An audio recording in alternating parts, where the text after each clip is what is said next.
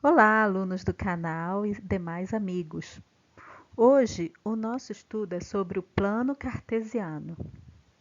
Se vocês tiverem alguma dúvida, escrevam no comentário que assim que eu ler terei a maior alegria em responder a vocês. E também não deixem de apertar o joinha do like e se inscreverem no canal. Boa aula! Histórico. O plano cartesiano recebeu este nome em homenagem ao matemático René Descartes e é usado fundamentalmente para sistematizar técnicas de localização em um plano. E isso ele inventou este plano em torno de 1637. O René Descartes ele queria criar um sistema para demonstrar a localização de alguns pontos no espaço. E esse método gráfico é utilizado em diversas áreas, sobretudo na matemática e na cartografia. Relacionou a álgebra com a geometria. E aí essa relação que René Descartes fez surgir um assunto da matemática chamado geometria analítica. Esse sistema de localização de pontos no espaço possibilitou que cada número correspondente dentro do plano fosse relacionado a um local na localização que se deseja ser encontrada. Na geografia, são diversas as aplicações do plano cartesiano para a localização de lugares ou fenômenos que ocorrem sobre a superfície terrestre. Um conjunto de linhas horizontais e verticais foram definidas sobre o mapa do mundo, partindo de dois eixos que se cruzam, no centro do mapa do mundo. Na geografia, denominamos meridiano principal e vertical a linha de Greenwich e o paralelo central horizontal, que é o paralelo do Equador. O Equador divide a Terra em hemisfério norte e hemisfério sul. E a linha de Greenwich, conforme você vai se localizando entre os países, você consegue determinar os fusos horários. Outra ferramenta utilizada pela geografia para mostrar a realidade dos fatos e que envolve o plano cartesiano são os gráficos, que também são estudados nas funções matemáticas. A coleta de dados que podem ser fornecidos por instituição de meteorologia, organizar esses dados para verificar as variações de chuvas ao longo do período estabelecido, como um gráfico de índices pluviométricos. Tudo isso são aplicações do plano cartesiano. Outras aplicações práticas, entre várias que nós poderíamos fazer, é a técnica de uma pintura chamada pontilhismo nas artes. Depois você pode perguntar para a sua professora de artes ou pesquisar sobre esses quadros que são muito bonitos. Na física, no que se refere a tempo, velocidade, distância, potência do carro, tamanho do veículo, tudo isso aí a gente pode traçar através de funções num plano cartesiano. No jogo de xadrez, a posição das peças.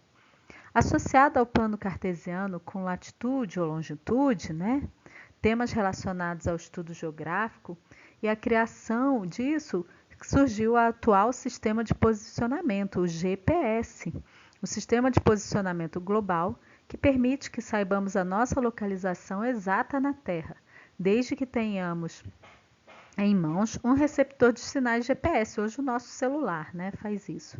Informando a latitude, a longitude e a altitude com auxílio de satélites em órbita da Terra. Quem nunca se perdeu do amigo ao procurar o endereço dele, pediu para ele assim, manda seu localizador. É bem a aplicação prática do plano cartesiano. E também a utilização dos GPS em aviões, para que eles não se colidem. São monitorados e informados em qual rota, qual altitude devem seguir a viagem.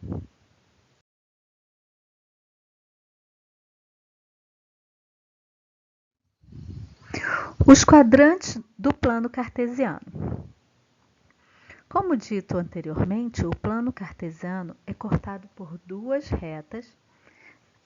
O eixo x das abscissas e o eixo Y das ordenadas. Essas retas se cruzam numa origem. São perpendiculares, ou seja, formam um ângulo reto. Bem, quais são algumas propriedades interessantes que podem auxiliar você a desvendar a posição em um ponto mais facilmente? Os pontos mais à direita possuem uma coordenada x maior que os pontos à esquerda. E na coordenada y, os pontos para cima possuem números maiores do que quando comparados aos pontos mais abaixo. E são divididos em 4 quadrantes. Então vejamos ali, o primeiro quadrante, tanto os números das abscissas quanto das ordenadas são positivos. No segundo quadrante, no eixo x das abscissas, temos números negativos, mas nas ordenadas temos números positivos. No terceiro quadrante, todos os dois números são formados por x ou y negativos. E no quarto quadrante, temos as abscissas positivas e as ordenadas com números negativos. Para você traçar bem as coordenadas cartesianas, é sempre bom ter uma régua, um papel quadriculado para facilitar o seu desenho. As coordenadas cartesianas são representadas por dois números racionais entre parênteses, os quais são chamados de elementos x e y. O elemento das abscissas vem sempre primeiro. Depois, em segundo é colocado o elemento das ordenadas. Então, olha ali, o ponto A é formado pelo elemento 4 e o elemento 7. Então, você vai pegar o eixo x, achar o número 4 e depois no eixo y achar o número 7. Observe que o ponto A está no primeiro quadrante. O interessante desse exercício é você parar o vídeo e observar quais são os pontos e aonde eles estão nas coordenadas, tá? O ponto B, 8 e menos 9, está no quarto quadrante.